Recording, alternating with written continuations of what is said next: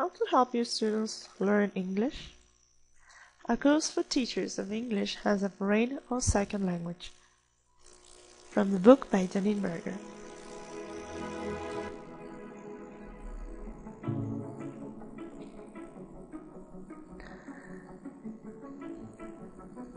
I'll tell you something about this wonderful book, and she starts with a note on the anecdotes. You will notice as you read this book that I have put in several anecdotes and stories of my own experiences as a teacher for over 10 years in over 10 countries, as well as the stories of teachers and students I have known. Every word of them is absolutely true. You might be surprised by the fact that the stories don't always show my skills in the best light. The point of the stories, however, is not to toot my own horn, but to serve as examples both of what has and has not worked in my own classes. Enjoy the stories, share her successes, laugh at the failures. It's all part of the fun of the job.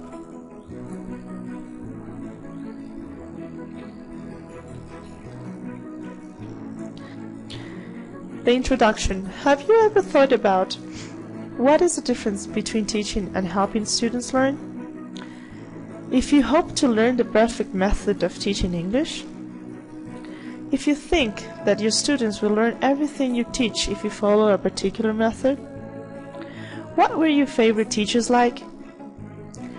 And have you ever thought about is it important to take students' needs into account in an English course?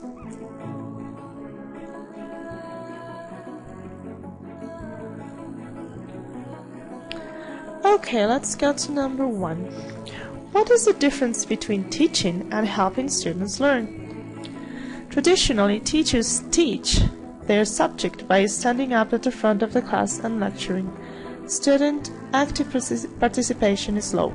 They are expected to simply listen and understand. I call this the jar method. The teacher is like a full jar, pouring knowledge into the students who are assumed to be empty jars. This method is useful when the subject consists of simple facts, science, maths, history, etc. In English, however, although we know more than the students do in terms of grammar and vocabulary, it isn't just about studying grammar rules and vocabulary translations. Language is a communication tool. Unless the students are active participants in the lesson, we can't teach them how to communicate. Interestingly, although Asian peoples such as Chinese, Japanese, and Koreans are known to be consistently among the top nations academically in such subjects as math and science, I have found their methods of learning weren't culturally compatible with language learning because they are taught that whatever the teacher says must be correct.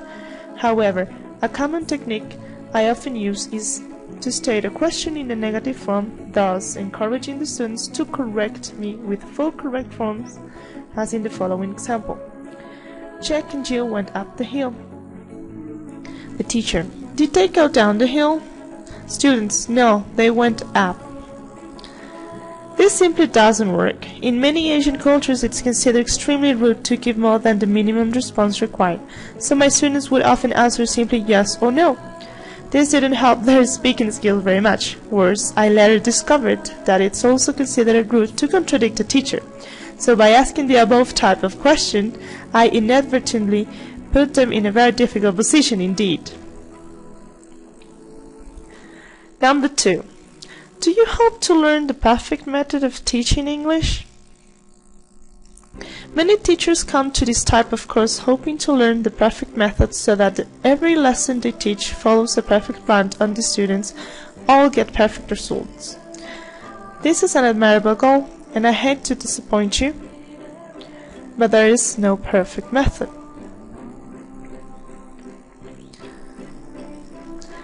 There is no perfect plan, and students will get results based on what they choose to learn, which may or may not necessarily be what you choose to teach them. I can teach you some of the technicalities of the English language, such as grammar and vocabulary. I can teach you what the experts say, and I can give you the benefit of my own experience as a teacher for over 10 years in over 10 countries, but I can't tell you what the correct way to teach is.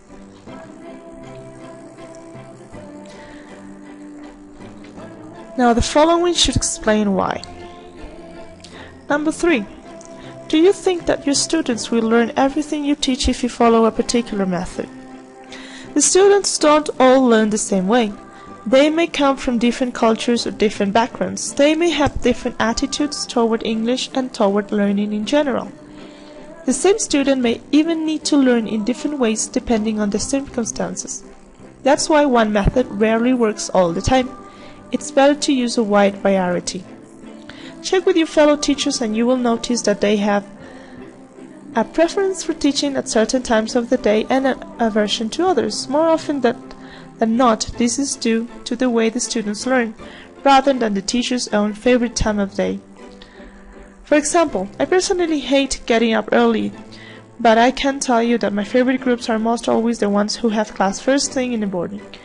I think it's because even though I'm not a morning person, my students are, and their mood is contagious. We just have so much fun. On the other hand, the lunchtime groups are nearly always a disaster because they know they're giving up a much needed break in the middle of the day for English class. Plus, it's usually the hottest time of day, which never helps. And you can't just forget about Saturday morning groups. Number 4. Do you remember what were your favorite teachers like? Were your favorite teachers dynamic and energetic? Or were they calm and relaxed? Did they like to sing? Did they speak slow or quickly? It's worth taking the time to think about this because you might find it influences the kind of teacher you are. My own favorite teachers have always been the ones who respected me as a person and pushed me to achieve my personal best, and it was clear that they were willing to push themselves just as hard. I also like the ones who seemed human, compassionate people who really cared about their students and understood that how students feel about learning plays an important part in how much they will actually learn. I strongly recommend you watch or read the Harry Potter movies or books by J.K. Rowling. It's very interesting to see how and why students form their impressions of teachers, usually within the first 5 minutes. And number 5. Is it important to take a student's needs into account in an English course?